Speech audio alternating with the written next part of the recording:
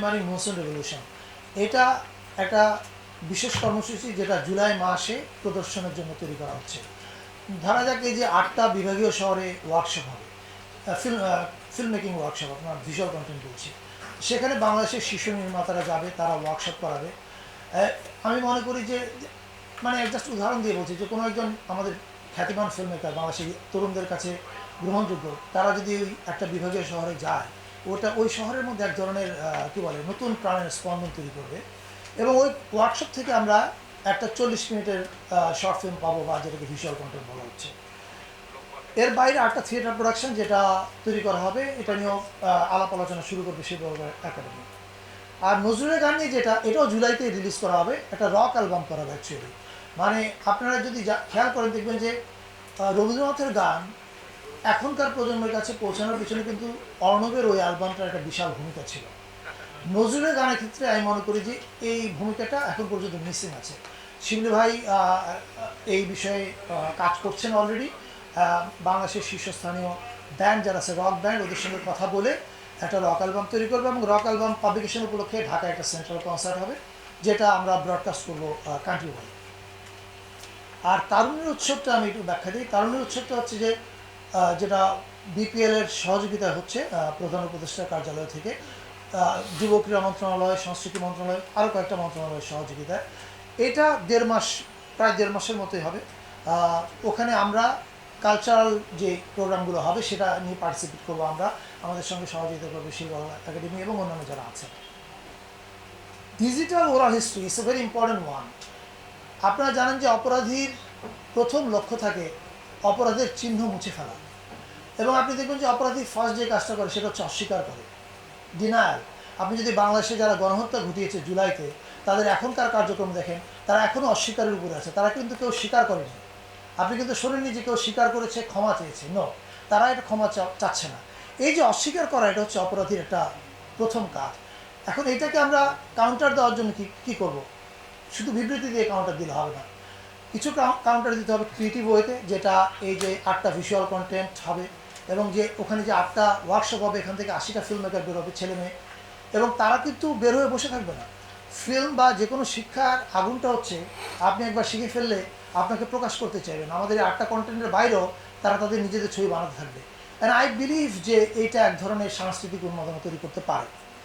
এখন এই ক্রিয়েটিভ কাজগুলো তো হবে, এই ভিজুয়াল কন্টেন্ট হবে, থিয়েটার প্রোডাকশন হচ্ছে 8টা, রক অ্যালবাম হচ্ছে, কনসার্ট হচ্ছে, কিন্তু ক্রিয়েটিভ কাজের বাইরেও একটা বড় কাজ বোধহয় হচ্ছে আর্কাইভ করা এই জুলাই আন্দোলনে যারা শহীদ হয়েছে তাদের ফ্যামিলির কথাগুলো আর্কাইভ করা, তাদের পরিবারের তার অ্যাকাউন্টটা আমাদের বিবেচনায় আমাদের সংরক্ষণ করা, এটা একটা খুব গুরুত্বপূর্ণ কাজ। এছাড়া যারা আহত হয়েছেন, অথবা যারা এই আন্দোলনে অংশ নিয়েছেন, অথবা যারা এক্সপিরিয়েন্স করেছেন কী ঘটেছে, আমরা সবাইকে আহ্বান জানাবো, প্লিজ টেক ইউর মোবাইল, আপনার মোবাইল নিয়ে ফ্রন্ট ক্যামেরাতে আপনি আপনার অ্যাকাউন্টটা বলেন, আপনার অভিজ্ঞতাটা বলেন, আপনি কিসের ভিতর দিয়ে গেছেন। কারণ আমরা সবাই জানি জুলাইয়ের 36 দিনে বাংলাদেশ কিসের ভিতর দিয়ে গেছে।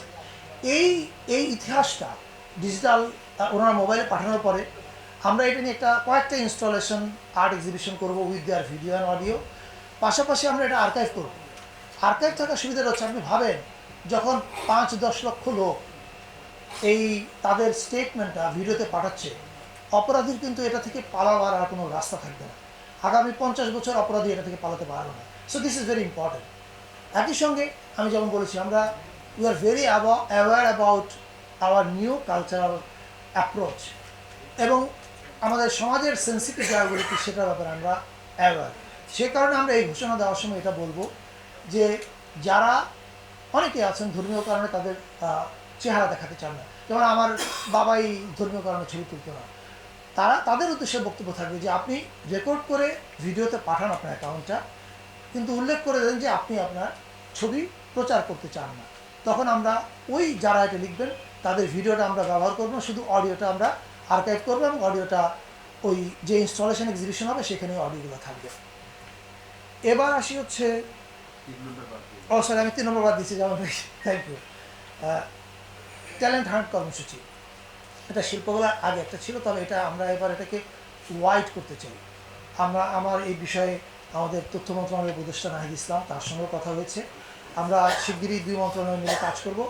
আমরা চাই একটা বড় রকমের ট্যালেন্ট হান্ট করতে, এবং এটা বিটিভি এবং কোনো একটা বেসরকারি চ্যানেলকে আমরা সাথে নিতে চাই, যাতে আমরা 2 রকমের অডিয়েন্সের কাছে পৌঁছাতে পারি। এবং এখানে সাবজেক্টের ক্ষেত্রে আমরা অনেক আরও ওপেন হবো। যেমন rap has become a very important tool এখনকার সময়ের তরুণদের জন্য, এবং তাদের এক্সপ্রেশন, তারা যে কথাটা বলতে চায়, এটার জন্য র্যাপ একটা খুব গুরুত্বপূর্ণ মাধ্যম হয়েছে। এবং আপনারা এই আন্দোলনে দেখেছেন যে র্যাপের ভূমিকা কী।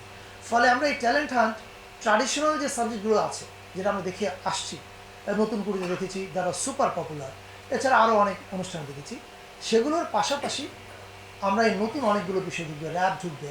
র্যাপ হচ্ছে, র্যাপকে আমি বলি নতুন, একটু জামিল ভাই যেটা বললেন যে ওটা কী বললে, এই যে দুজন তর্ক করে যে বাহাস, সো আমাদের ফোক বাহাসের মডার্ন সংস্করণ হতে পারে র্যাপ। আর এমনকি আমরা স্ট্যান্ড আপ কমেডি এখানে ইনক্লুড করতে পারি।